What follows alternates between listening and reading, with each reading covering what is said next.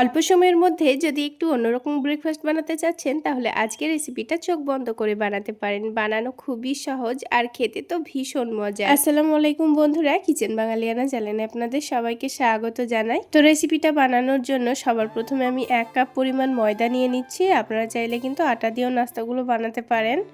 আজকে কিন্তু আমি কোনো রকম মাখাবেলার ঝামেলা ছাড়াই আপনাদের পরোটাগুলো বানিয়ে দেখাবো।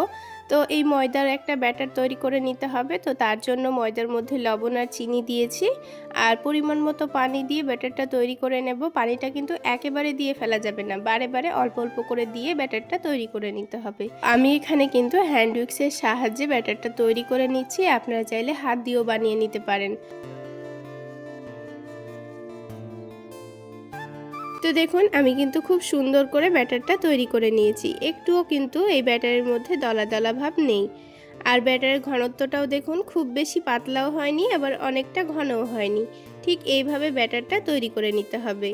এবার এই ব্যাটারটাকে এক সাইডে রেখে দেব। এবার এই ব্যাটারটাকে 10 মিনিটের জন্য রেস্টে রাখতে হবে। ততক্ষণে বাকি কাজগুলো করে নেব। তো এখানে একটা আলাদা বাটি নিয়েছি আর এই বাটির মধ্যে আমি এখন 2টো ডিম ভেঙে নেব।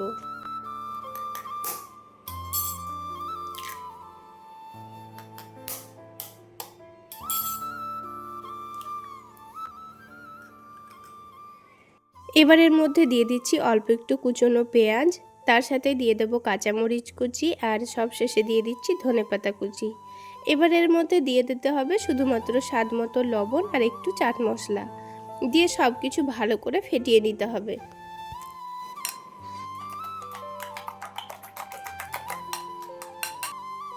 ডিমটা তো ফেটানো হয়ে গেল। কড়াইয়ে এবার নিয়ে নেব 2 টেবিল চামচ সরিষার তেল।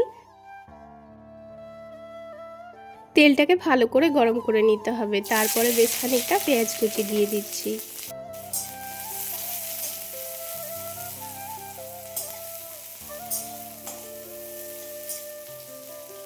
তো কিছুক্ষণ নাড়াচাড়া করে পেঁয়াজটা দেখুন হালকা লালচে করে কিন্তু ভেজে নিয়েছি। এবার এখানে দিয়ে দিতে হবে 1/2 টেবিল চামচ পরিমাণ আদা রসুন বাটা। আপনারা চাইলে আদা রসুনটা থেতো করেও দিতে পারেন। তো আদা রসুনের কাঁচা গন্ধ যাওয়া পর্যন্ত আবারও এটাকে খুব ভালো করে ভেজে নিচ্ছি। এবার দিয়ে দিতে হবে কুচি করে কেটে রাখা আলু। এখানে আমি মিডিয়াম সাইজের 2টো আলু ভাজা যেভাবে করে ওই রকম করে কেটে দিয়ে দিয়েছি। ঝালের জন্য কাঁচামরিচ চিড়ে দিয়েছি আর একটা গাজর কুচি কুচি করে কেটে দিয়েছি আর একটা টমেটো কুচি করে কেটে দিয়েছি। এবার এখানে কিছু গুঁড়ো মশলা দিয়ে দিতে হবে। তো আমি প্রথমে স্বাদ মতো লবণ দিয়ে দিয়েছি, খুবই সামান্য পরিমাণ হলুদের গুঁড়ো দিয়েছি, একটু করে দিয়ে দিচ্ছি ভাজা জিরা গুঁড়ো আর অল্প করে দিয়ে দিচ্ছি 5 ফোড়ন গুঁড়ো। এখানে কিন্তু খুব বেশি মশলার প্রয়োজন নেই, অল্প অল্প করে দিলেই হবে। তাছাড়া এই তরকারিটা বানাতে কিন্তু খুব বেশি সময় লাগে না, 7 থেকে 8 মিনিটের মধ্যেই খুব সুন্দর হয়ে যায়। আলুগুলো যেহেতু এখানে আমি প্রথমে লবণ দিয়ে দিলাম আর টমেটোর মধ্যে একটু রস ভাব আছে, সেই জন্য কোনো রকম পানি দেব না। এটা অনবরত নাড়াচাড়া করতে থাকলে খুব সুন্দর আলুগুলো সেদ্ধ হয়ে যাবে। আর যেহেতু আমি আলুগুলোকে একেবারে মিহি মিহি কুচি করে কেটে নিয়েছি, তো সেই জন্য রান্নাটা খুবই অল্প সময়ের মধ্যে হয়ে যায়। কোনো রকম ঢাকা দেওয়ারও দরকার নেই আর কোনো পানি দেওয়ারও দরকার নেই। তো কিছুক্ষণ সময় নিয়ে আমি গ্যাসের ফ্লেমটা বাড়িয়ে রেখেই কিন্তু এটাকে অনবরত নাড়াচাড়া করে নিচ্ছি। আর আপনাদের দেখিয়ে দিচ্ছি, দেখুন আলুগুলো কিন্তু খুব সুন্দর সেদ্ধও হয়ে গেছে। এই যে আপনারা দেখে নিশ্চয়ই বুঝতে পারছেন আলু কিন্তু খুব সুন্দর সেদ্ধ হয়ে গেছে। তো সব শেষে নামানোর আগে খুবই সামান্য পরিমাণ চিনি দিয়ে দিচ্ছি আর দিয়ে দেব চাট মশলা।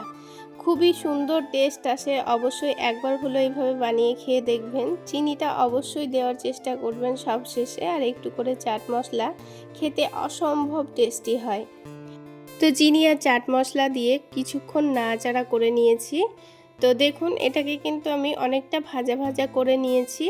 এবার সব শেষে নামানোর আগে এর টেস্টটা একটু বাড়িয়ে নেওয়ার জন্য আরও একটা সিক্রেট জিনিস দিতে হবে, তাহলে কিন্তু বাচ্চারা খুবই মজা করে খাবে।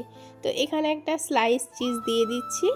চিজটাকে আমি খুব সুন্দর করে মেল্ট করে নেব, তারপর আলুর সঙ্গে খুব ভালো করে মিশিয়ে নিতে হবে।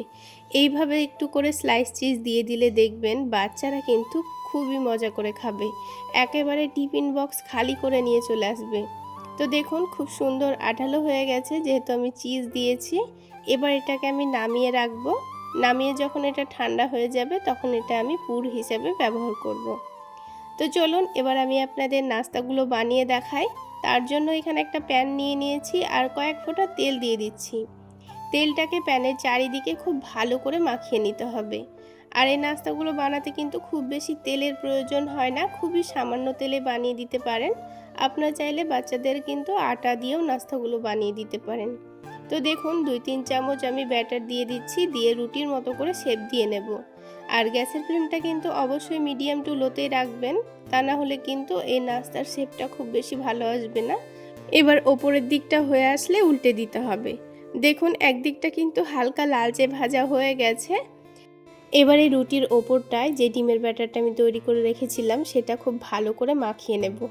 তো এখানে আমি কয়েক চামচ দিয়ে দিচ্ছি, মানে যতটা পরিমাণ লাগবে ততটা পরিমাণই দেব। দিয়ে এই রুটির চারিদিকে খুব সুন্দর করে ছড়িয়ে দিতে হবে। তো আপনারা দেখে নিশ্চয়ই বুঝতে পারছেন আমি কাজটা কিভাবে করে নিচ্ছি। আলতো হাতে যেন প্যানের দিকে না আসে, রুটির চারিদিকে খুব সুন্দরভাবে লাগিয়ে দিতে হবে। এবার এটাকে উল্টে দিচ্ছি আর অপর দিকটাও দেখতেই পাচ্ছেন কত সুন্দর কালার চলে এসছে। এবার চিজ দিয়ে যে আলুর পুরটা তৈরি করে রেখেছিলাম এটাকে আমি এই রুটির এক সাইডে লম্বা করে দিয়ে দেব। ঠিক যেভাবে আমরা পাটিসাপটা পিঠা তৈরি করার জন্য এক সাইডে পুর দিয়ে এটাকে রোল করে নিই, সেইভাবেই কাজটা করে নেব। আর যেহেতু চিজ দেওয়া আছে তাই কিন্তু খুব সুন্দরভাবে এটা এক সাইডে মেল্ট হয়ে যাবে, তারপর এটাকে ভাঁজ করতে কোনো রকম অসুবিধা হবে না। তো দেখুন আমি খুব সুন্দর করে কিন্তু রোল করে নিচ্ছি। এবার এই রোলটাকে একটু সুন্দর করে ভেজে নেব, তারপর এটাকে তুলে নিচ্ছি। সত্যি বলছি বন্ধুরা, এটা খেতে যে এত মজার হয়, একবার যদি বানিয়ে না খান তাহলে এর স্বাদ কিন্তু বুঝতেই পারবেন না। তো আমি আপনাদের বোঝার সুবিধার জন্য আরও একটি কিন্তু নাস্তা বানিয়ে দেখাচ্ছি। তো ঠিক একইভাবে কয়েক চামচ ব্যাটার দিয়ে রুটির মতো করে শেপ দিয়ে নিতে হবে, তারপর উল্টে দিয়েছি। যখন দেখবেন নাস্তার একদিকে খুব ভালো কালার চলে এসছে তখনই কিন্তু উল্টাতে হবে। তারপর ডিমের ব্যাটারটা ভালো করে লাগিয়ে আবার উল্টে দিয়ে এই যে আলু আর চিজ দিয়ে আমি যে পুরটা তৈরি করে রেখেছিলাম সেটা এক সাইডে দিয়ে খুব সুন্দর করে রোল করে নেব। আর দেখুন কত সহজে রোলটা করা হয়ে যাচ্ছে। তো দেখুন আরও একটি নাস্তা আমাদের বানানো হয়ে গেছে। ঠিক একইভাবে আমি বাকি নাস্তাগুলোও কিন্তু বানিয়ে নেব। তাহলে বন্ধুরা আজকের এই নাস্তা রেসিপিটা আপনাদের কেমন লাগলো অবশ্যই কমেন্ট করে জানাবেন। আর ভালো লাগলে একটা লাইক শেয়ার করে দিয়ে আমার চ্যানেলটি সাবস্ক্রাইব করে আমার পাশেই থাকবেন। তো সকালবেলায় চাইলে অল্প সময়ের মধ্যে কোনো রকম মাখাবেলার ঝামেলা ছাড়া কিন্তু ঝটপট বানাতে পারেন। রোজ রোজ একঘেয়েমি রুটি পরোটা না বানিয়ে একবার আমার এই রেসিপি ফলো করে বানিয়ে খেয়ে দেখুন, খেতে ভীষণ মজার হয়। এবার একটা নাস্তা আমি আপনাদের ভেঙে ভেতরটা দেখিয়ে দিচ্ছি, দেখুন দেখতে কতটা লোভনীয় লাগছে। তাহলে বন্ধুরা আজকে এই পর্যন্ত, সকলে অনেক বেশি ভালো থাকবেন, সুস্থ থাকবেন।